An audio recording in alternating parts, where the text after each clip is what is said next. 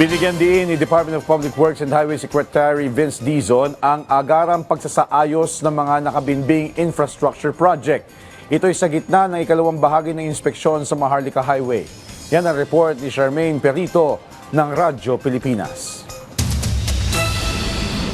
Pagkatapos sa Albay at Sorsogon, dito naman sa Calbayog City, sunod na nag-inspeksyon si Department of Public Works and Highways, DPWH Secretary Vince Dizon. Sa kanyang ikalawang bahagi ng inspeksyon sa daang Maharlika Highway, binigyang liin ng kalihim ang agarang pagtatapos at pagsasaayos ng mga nakabinbing proyektong pan-infrastruktura, lalo na ang mga pangunahing kalsada.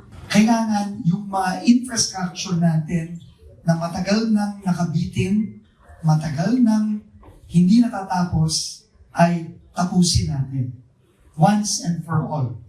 No, all over the country ito. Bagamat karamihan sa mga kalsadang ininspeksyon at pinuntahan ay nasa maayos na kondisyon, may ilang bahagi naman na sira na at kailangang kumpunihin pa rin.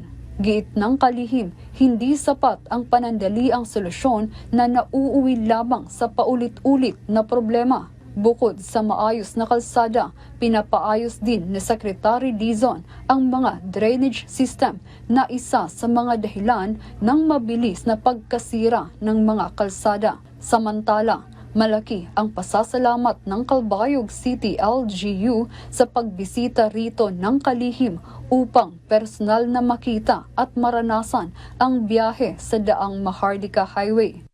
Ako ito magpasalamat, siya mismo bumisita nga and nagsakay sa Roro from Matnog to Allen para na-experience niya kung naano kakuri ang pagbiyahe.